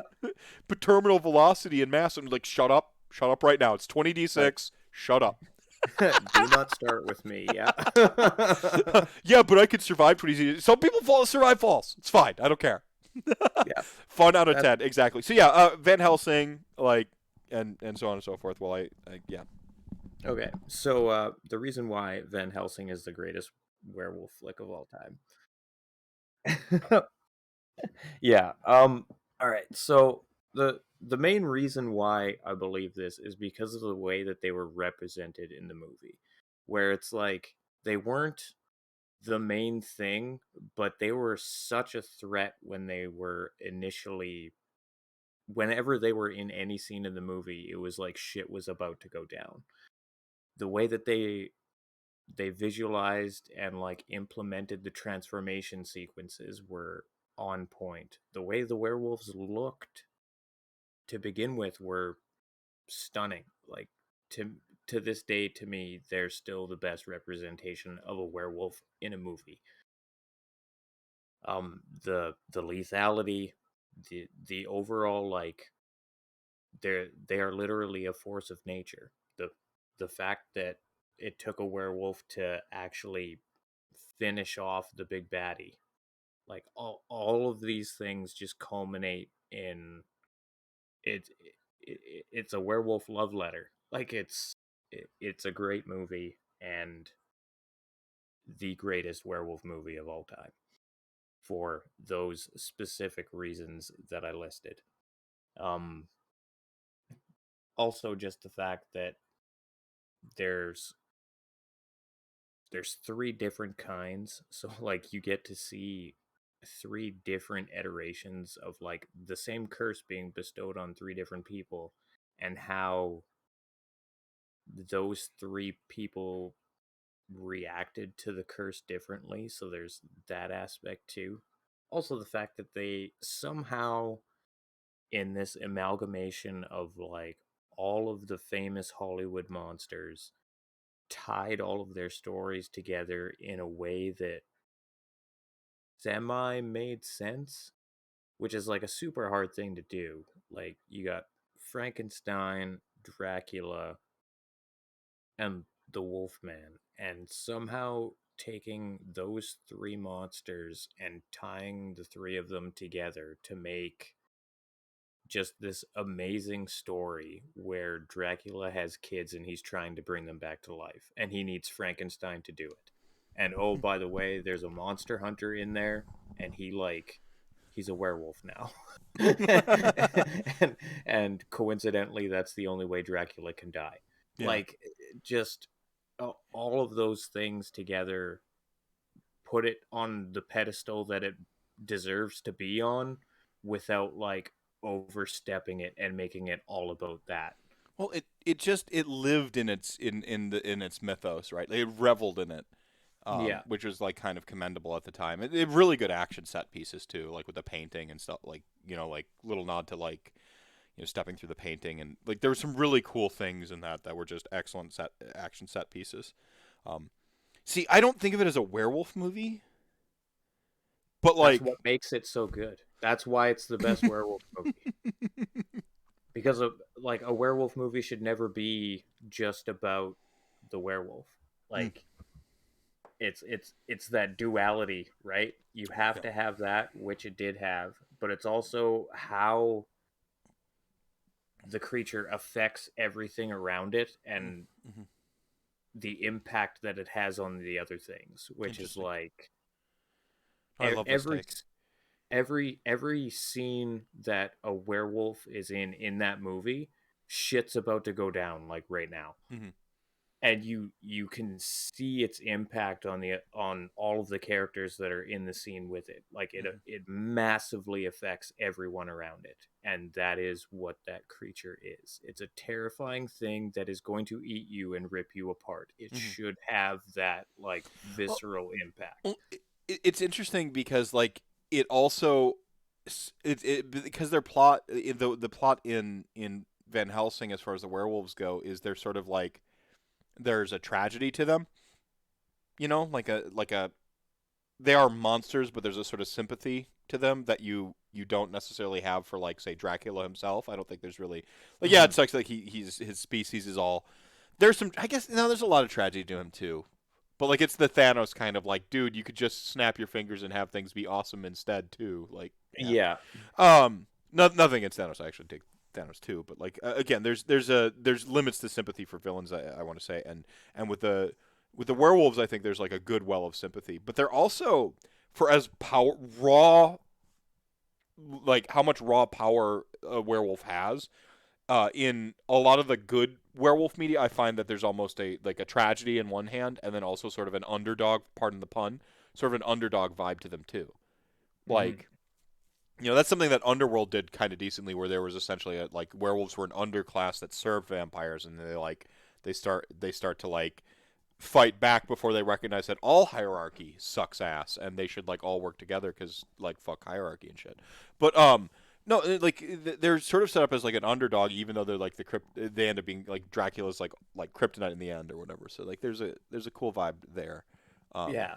It's well, I think it comes from the human aspect of them, right? Like there's that like yeah, you've got all this raw power and stuff, but like the pain of the transformation and having to go through like your bones literally changing shape, mhm. like ripping through your own skin, that kind of deal. And then going through that and then just not having control over what you're doing. I think not having And control is terrifying, right? Like on yeah, like a human level, it's terrifying to us. Um, yeah, yeah, cool, absolutely. cool. Um, No, my favorite werewolf movie for people who are curious. I stand Van Helsing. In this household, we stand Van Helsing. It's a great flick. Go back and watch it now if you're not as much of a cynical nerd as you were when you were young. If you thought it wasn't good, just go in open mind. Like fun is the goal. Go in and remember fun, right?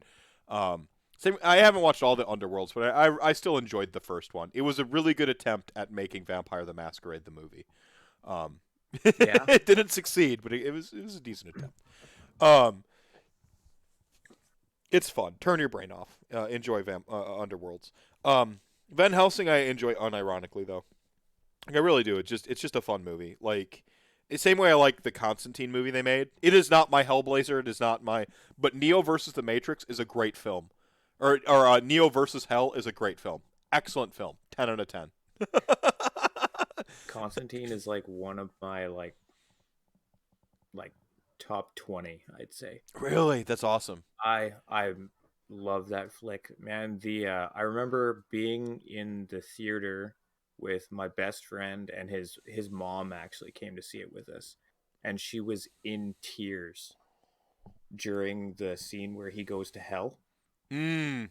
Mm-hmm. She was literally in tears and wanted to leave because she grew up like Catholic, like actually went to Catholic school, Mm-hmm. and that is like exactly what they described hell to be to her, was Interesting. just like this flip twisted Shell, version. this like Yeah. this nightmare shell. Yeah, I mean it's got like some Silent Hill vibe, like the Silent Hill visions of purgatory are kind of in there.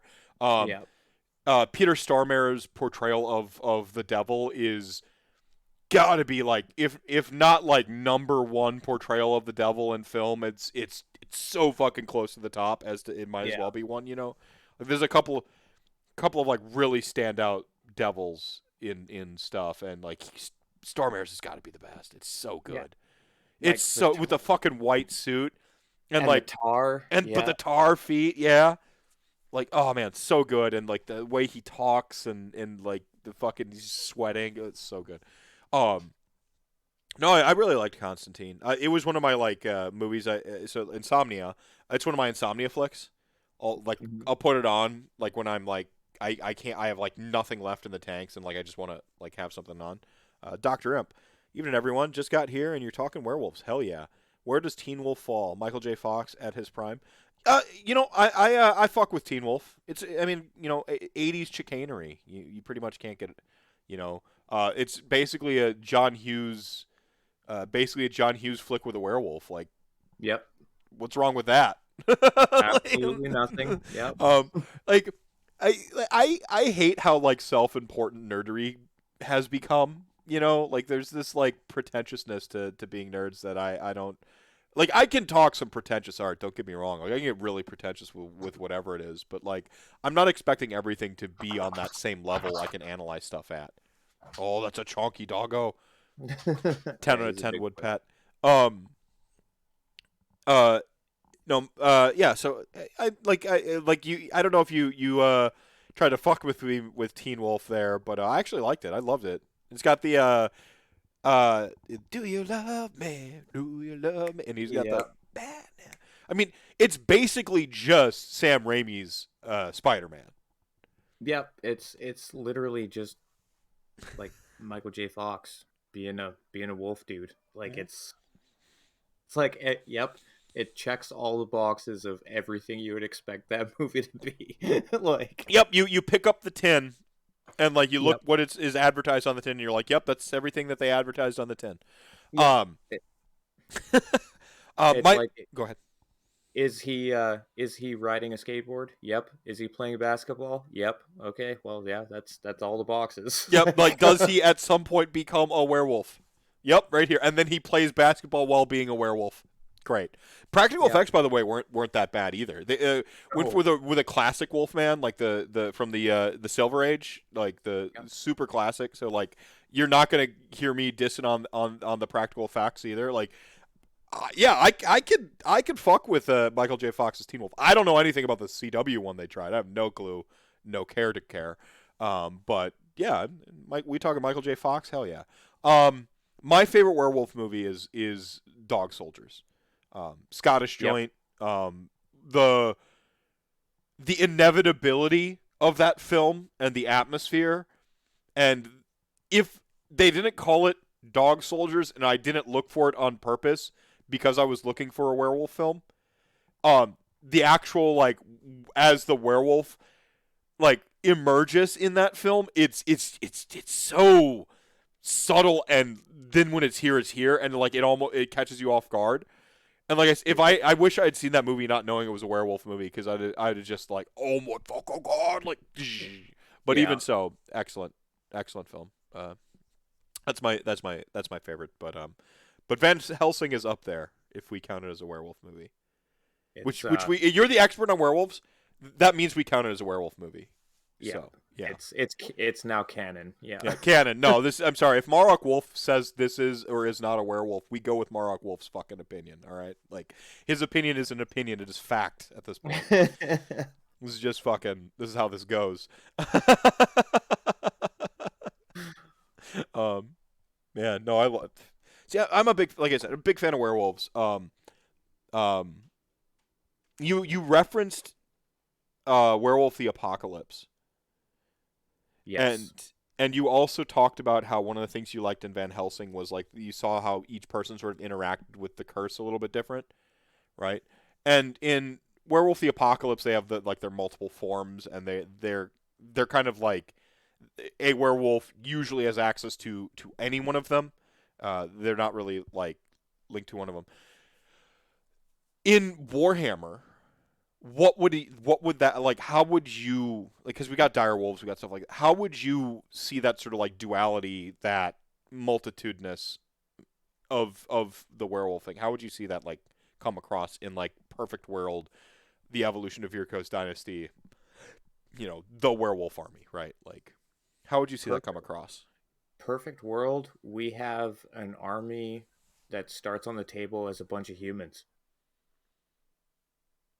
Ooh, and as the turns go by, shit changes. So you replace models with wolves or werewolves, but you start the table with like an army of like dudes with pikes and shit, bunch of farmers. And as the game goes on, you got to get rid of the entire army quick, because if you don't, like, oh, that's shit's awesome. gonna be terrible. That's That's awesome. that's how I think it should be done. Where it's like, okay, turn 1 and 2, you're dealing with a bunch of humans.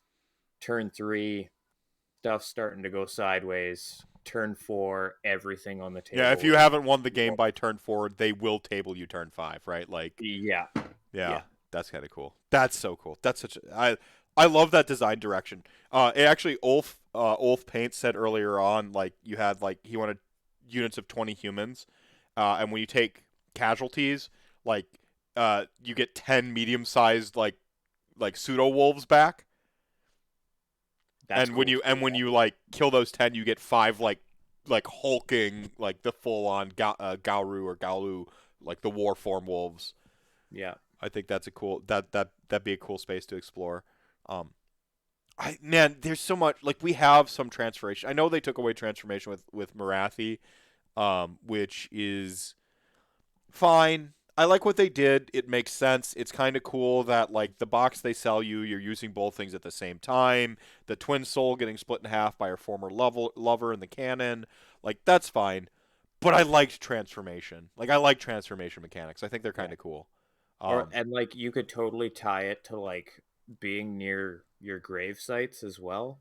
You know what I mean? Like mm-hmm. to tie it back to the soul blight thing, where it's like, okay, if these things die near a grave site, Yeah, well, within 12 inches of a gravesite, yeah, then you bring back, you know, um, within 12 inches of the gravesite, outside of 9, unless the unit is already locked in. Then within 3 of, I've seen some language like that with some resurrection type stuff where you can bring it back in combat, but usually you don't get to get a free deep strike or whatever. Yeah, right, yeah, no. Transformation mechanics, I think, is probably integral to the werewolf vibe, and then for sure, yeah, for sure. yeah. And I think tying it into the turns is probably the best way to do it, We've got as Daughters of opposed Cain to and IDK that both have a mechanic. You have sort of Gloomspite gets. yeah, You plotted out turn 1, 2, 3, 4, 5, like um and everyone knows it's telegraphed.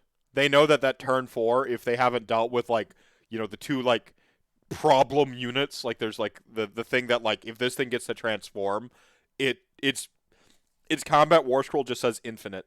It just does infinite damage. Like it yeah, just says infinity. So if you haven't dealt with it by then, shit gets real. Like I think that could be really fun. Like I think that would be insanely fun to have mechanics along those lines. Um, Start like thinking outside the box. I think having a unit that does transform regardless of the turns as stuff progresses, but not being able to manipulate the turns themselves is very important to design like that. hmm Um, like you don't have spend a command point and its transformation turn. You just have on the War Scroll some units that can transform ahead of time because they're more in control of it, or they spend a command Yeah. point to do a thing. Um, You could have a command trait that says you start the game counting as one turn higher. sure, yeah, yeah, Stuff like that. Yeah. yeah, but no flipping the turns, nothing like too intense, or like you say it is suddenly turn 5 on turn 3, like nothing like that, right? Yeah. No, just like a simple command trait where it's just like instead of starting on turn 1, you start on turn 2.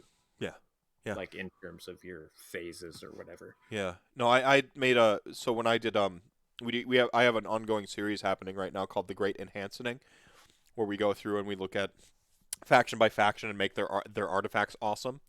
And the artifact I did for Virko's Dynasty was at the beginning of the game, after units have been set up, but before the first turn, roll a die.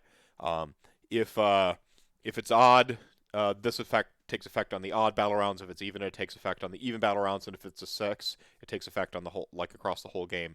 And it just turned one character into Radicard. Basically, it gave him like Radicard light type abilities. Oh, that's cool. So like run and charge and like exploding sixes. Or I wasn't exploding sixes. I just gave him like a bunch, like Ren 3 or Ren 2 damage 2 added to like its melee attacks, non-mount melee attacks, something like that. So it just turned it into like a mini Radicard. And like I thought that because I did the die roll because I wanted to be like feel like a phases of the moon type thing, like Yeah.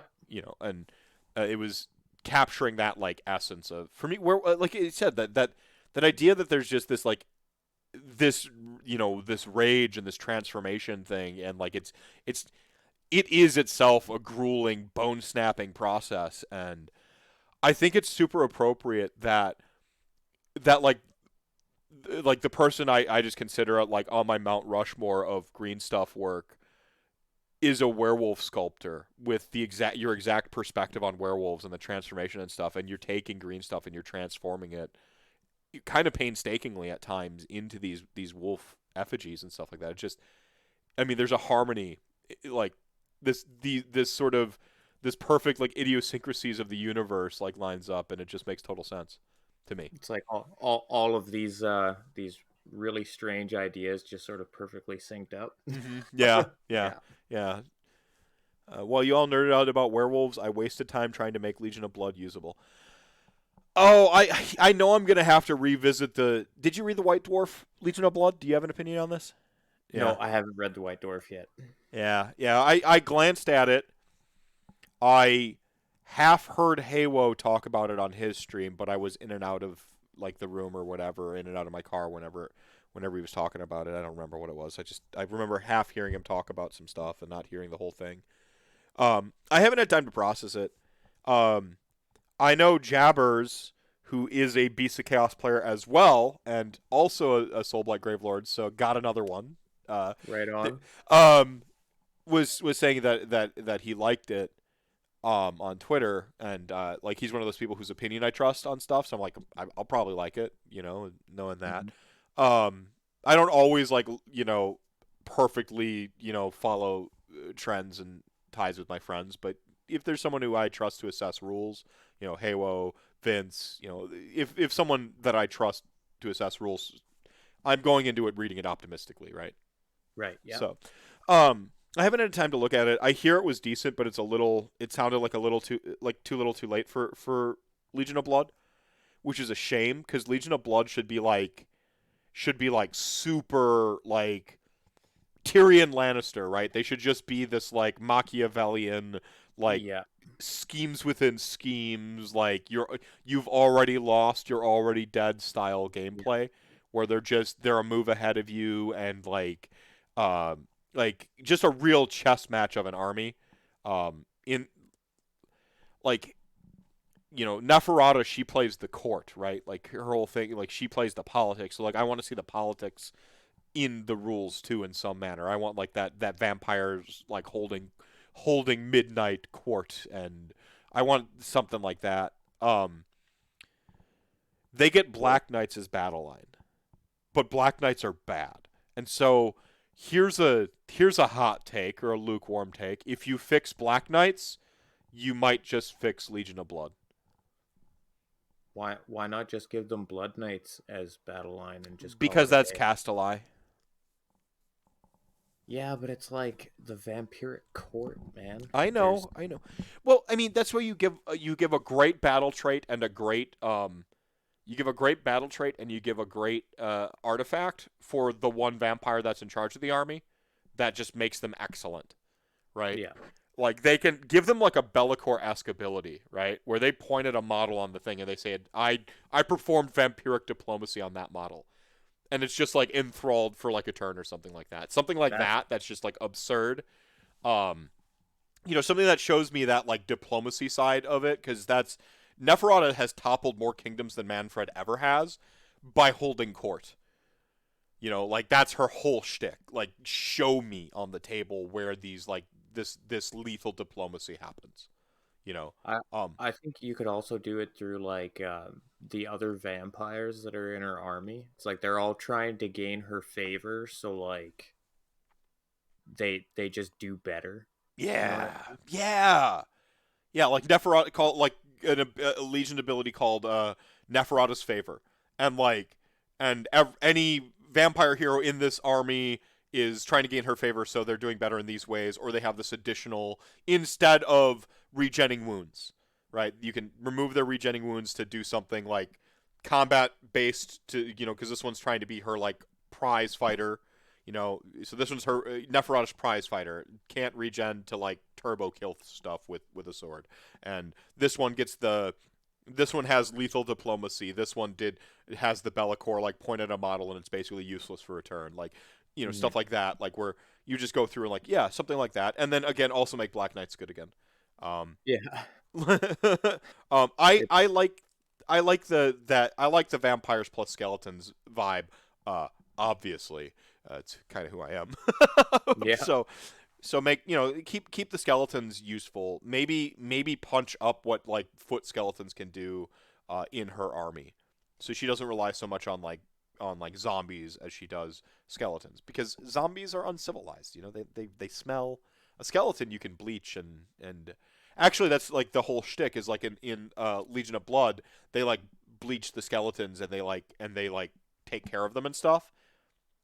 Be- it's so like you have this whole thing like she's the kind of like Neferata's the kind of queen who would paint all of her skeletons with like gold, with gold and stuff like that, and hold she court and yeah, she's the queen that went out and painted all the white roses red. well, I mean she didn't do it, but like someone did it on her behalf. Yeah, yeah. That was the theme of my wife's old like Warhammer Fantasy um, vampire army was Alice in Wonderland, and that was it. It was Neferata as the Queen of Hearts, and then she had her card guard, which were like a bajillion skeletons with spears and stuff. Yeah, Awesome. yeah, I love that. I love that. She plays the Night Haunt right now, right? Like she yeah, rocks. Yep. Awesome. yeah. Yeah. Yeah, Gilded it's Skellies. Yeah. Night Haunter, another army that I feel needs something, but I'm not quite sure what it is. I agree. But like they're such a great like aesthetically pleasing army and so much fun to paint. Like they're just everything about them is great. Vince did his aesthetics poll like a while ago. There's like a year or two ago. And I don't remember if Night Haunt was number one or number two, but they were not only were they like near the top or if not the top, but when the show went live, which is a bigger audience than who had done the poll, like the whole chat and everyone in the comments section was just 100% in agreement. Like Night Haunt is one of the most aesthetically pleasing armies, and I agree too. Obviously, Mm-hmm. um, it's one of those armies. It sold 2.0. Like we had people like yeah, Sacrosanct Chamber came out and the new Stormcast stuff happened, but like the Stormcast star fell quick, right? Yeah. You had like Gavriel, like you had some Gav bomb stuff early on. You had some crossbow stuff with the crossbow hero for a minute there. Um, pardon me, and then that stuff fell off, and then you got like this mutant form of shoot cast, and but all the heat had cooled on that army. Nobody was getting into 2.0 for that 3-year span going, like, I want to play Shootcast. It was pretty much people who already liked Stormcast or the people who jumped in and knew Stormcast was their army. Yeah. But walking through a store, seeing Nighthaunt, sold people on Warhammer. You know what I'm saying? Like, people got into the game because those ghosts. And they've been done dirty the whole time. Yeah. Which is a darn shame because you want to reward the players who bought in on that army. You want to reward the aesthetic. Like, this is a gorgeous army. It looks great. If it's good, you're gonna sell it over and over and over again, right? You have people buying it kind of anyway, which I guess you're like, well, if they're buying it anyway, we don't need to like buff it. But no, you reward them. You give them stuff. As far as what it takes to fix it, I've got a list at the top of it. A monster. Yeah. Some ghost monster. I know they've got a Forge World one, but in addition to, give them a proper in book ghosty monster. I want them to haunt terrain, whatever that means. I want them to point at a piece of terrain piece and it is haunted for the turn. I want them to have some sort of mechanic where they're haunting terrain. They can keep their deep striking thing. It's flavorful. Of course, the ghosts come out of nowhere. Like, that's fine. They can keep their ethereal flying thing. That's fine. Like, I don't think it's out of bounds at all. Especially since they can't save stack either. Like, it's a double-edged sword. Being an army of 4-ups all across the board is good and bad, right? Yep. It's fine. It's literally fine. Their flight is good, but when you're like talking 4-inch flying, 6-inch flying, 5-inch flying, like, you're not exactly breaking the game on that. That's fine. Drop their charge down to 9 inches when they their fear of terror. It should just be 9 inches. There's no reason for it to be 10. The verisimilitude, the sort of harmony between it being 9 inches and having to drop outside of 9 inches is perfect. Yep. Perfect. Like, why isn't it 9 inches? No reason. So make it 9 inches. It'll happen that 2% more often gameplay wise, but because it harmonizes with dropping outside of 9, people will feel great about it. Because they know that if they make that 9-inch charge, not only are they attacking you in the charge phase, like, not only have they made the 9-inch, it takes an already hype moment and makes it like turbo hype. Hero keyword on Black Coach, and that's just kind of the start of my list. That's haunt terrain, big fatty monster, hero keyword on Black Coach, Wave of Terror goes off on 9s. And then from there, whatever. Like, give them good artifacts, the standard stuff. Artifacts, good points, etc., etc. They're not horrible. They have some good war scrolls in that book. Like, it's just they're missing these tiny pieces, and you could really make something great. So I like hot take Night Haunt. Like, if a revolt against Nagash happens, Night Haunt lead it. Hot take. You heard it here first. I mean, they're the most punished of anything. What is with everyone coming at me with these revolts against Nagash? Come on.